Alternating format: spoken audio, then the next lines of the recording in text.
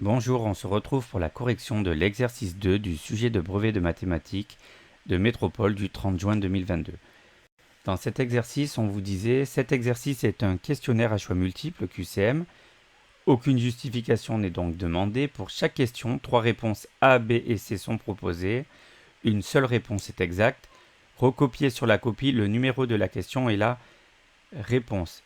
Donc attention, vous aviez marqué question 1, question 2, question 3, etc. à chaque fois et marqué la réponse à côté. Donc si on regarde la première question, on vous disait on considère les deux figures suivantes. Par quelle transformation la figure 2 est-elle l'image de la figure 1?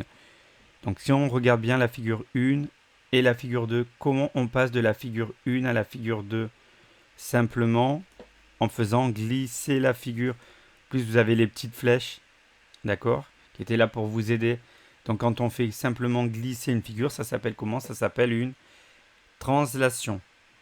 D'accord? Donc là, pour la question 1, la réponse était la translation, la réponse A. Je referai un petit bilan récapitulatif juste après. Si on regarde la question numéro 2, on considère la représentation graphique de la fonction g suivante.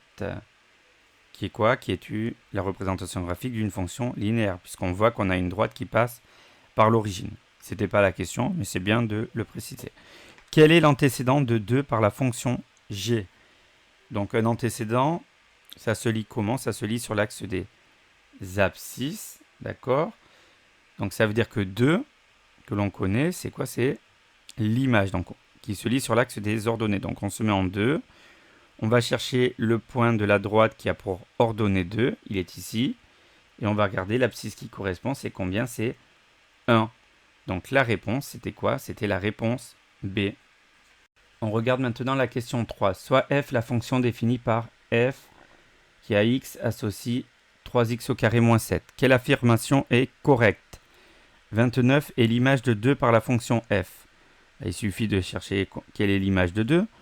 On va voir. Si je remplace x par 2, on fait quoi? 3 fois 2 au carré. Attention, 2 au carré. On commence par la puissance, ça fait 4. Fois 3, ça fait 12. 12 moins 7, ça fait combien? Ça fait 5. Donc ça ne marche pas, c'est pas 29. f de 3 égale à 20. On y va. Si je remplace x par 3, ça fait quoi? 3 au carré. 3 fois 3, 9. 9 fois 3, ça fait 27. Et 27 moins 7, ça fait bien 20. Donc on a bien f de 3 égale à 20. On va vérifier que la réponse C ne fonctionne pas. Même si on nous a bien dit qu'il n'y avait qu'une seule réponse correcte, que f est une fonction affine. Attention, une fonction affine, c'est une fonction qui est de la forme f de x égale ax plus b. Or là, on n'a pas ax plus b, on a ax au carré plus b. Donc ça ne marche pas. Pour la question 4, on vous disait, on a relevé les performances en mètres obtenues au lancer du poids par un groupe de 13 élèves d'une classe.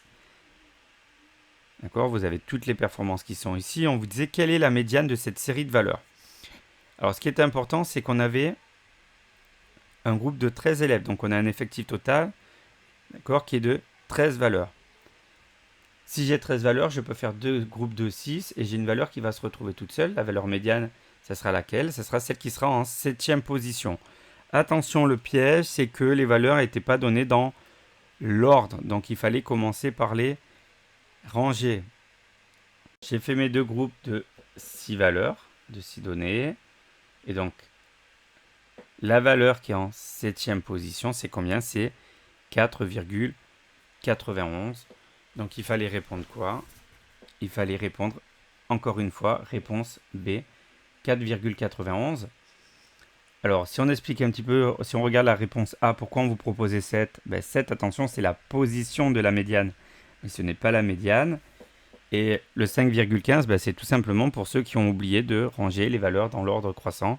Vous voyez que quand on regarde comme ça, 1, 2, 3, 4, 5, 6, 7, la valeur qui est en 7e position dans la série non ordonnée, c'est 5,15.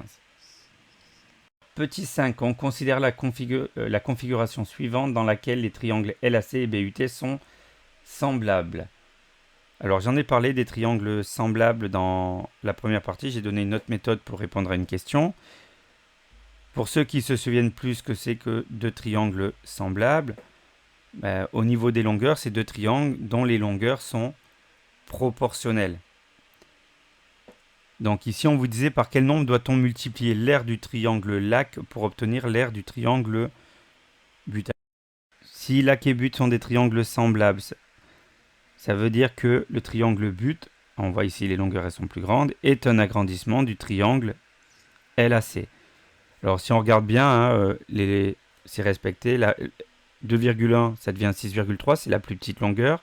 Le 2,4 qui était la longueur intermédiaire, ça devient le 7,2. Et le 2,5 qui était la plus grande longueur, ça devient la plus grande longueur qui est 7,5. Donc facilement on peut trouver quel est le rapport d'agrandissement. Hein, si 2,1 ça devient 6,3, je peux faire 6,3 divisé par 2,1 ou de tête, je vois que c'est le triple. Hein, 6,3 c'est le triple de 2,1.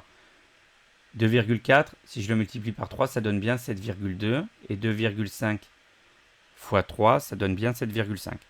Donc le triangle but, c'est un agrandissement du triangle lac de rapport 3. Or attention, dans tous les problèmes d'agrandissement et réduction, quand les longueurs sont multipliées par k, les aires, elles sont multipliées par k au carré. Donc on a dit, on a un rapport d'agrandissement de 3. Les longueurs sont multipliées par 3. Et donc les aires, elles vont être multipliées par quoi? Par 3 au carré, qui donne 9. Donc à la réponse C, à la question 5, il fallait répondre. Réponse C, 9. La correction de l'exercice 2 est terminée.